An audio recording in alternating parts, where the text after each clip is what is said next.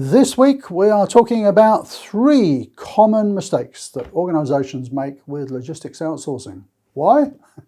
Because I don't want you to make these mistakes. Coming right up.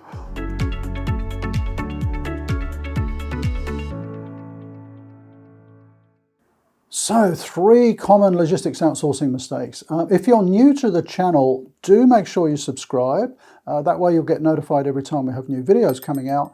And also have a look around on the channel because there's loads of videos about logistics outsourcing on the channel already, along with lots of other topics, of course. So why am I talking about logistics outsourcing mistakes?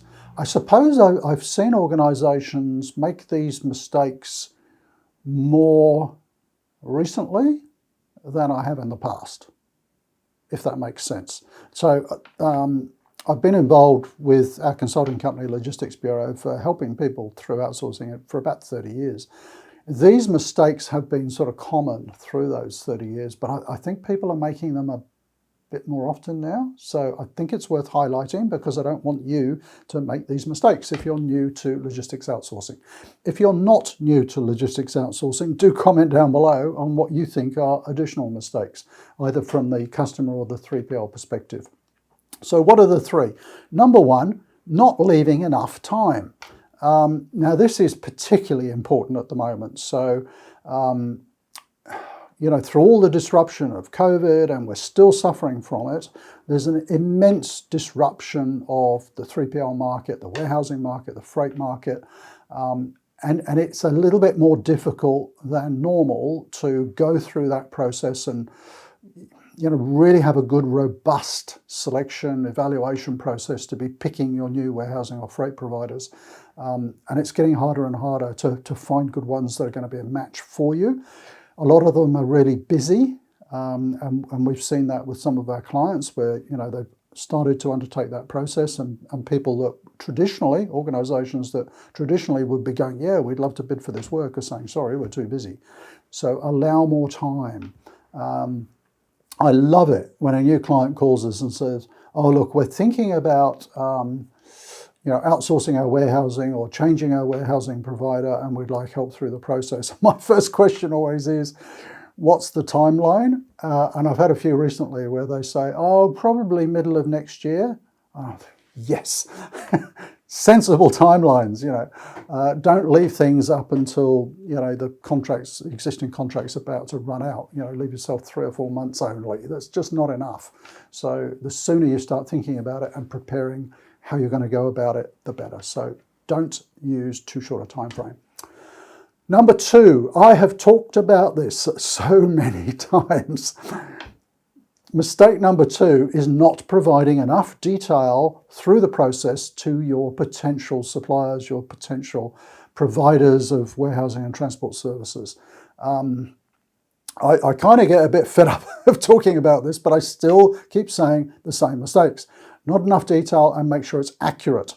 Okay, if you're going to be asking companies to quote on providing you warehousing or transport services, they need lots and lots of detail around your product masters. They need to know weights and dimensions. They need, transactional histories and forecasts. So they need to know what they're going to be picking and transporting.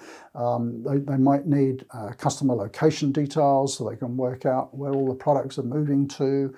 And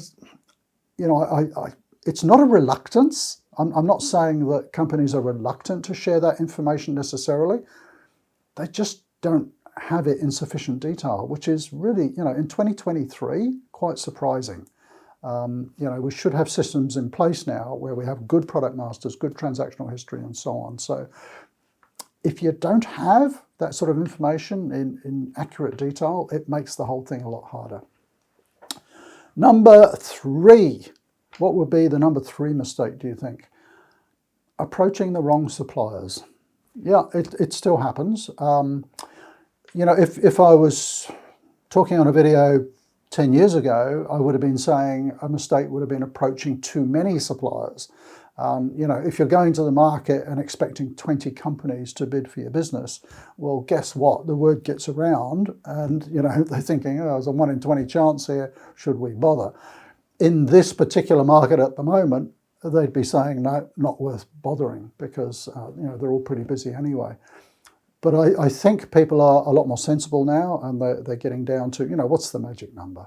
I don't know, 4, 5, in 4 or 5 of the right suppliers. That's the key. You can't be going out to a warehousing company or a freight company saying, hey, can you handle this product for us? And they're kind of going, well, hang on, you want us to move, pallets of dog food? We normally do industrial products, Like, do you really know what you're buying? That's the problem. So do your due diligence, get advice from around the business, wherever you need to get it from. Make sure you're approaching the right suppliers. And I actually have been gratified with a few clients recently that they knew exactly the sort of companies that they wanted to deal with. And whilst I'm based in Australia, this view, if you like, is not just an Australian view. We get involved in these projects all over the world. And we've done a couple in North America, which was really good, how the client sort of understood the process and really went to town, to be honest, on providing, not just the right level of detail, but they knew exactly the sort of suppliers that they wanted to approach as well. So there we go, 3 mistakes that a lot of organizations still make when they're going through logistics outsourcing. Make sure you leave enough time, make sure you provide enough detail, and make sure you're talking to the right suppliers of whatever service it is that you're outsourcing. There we go.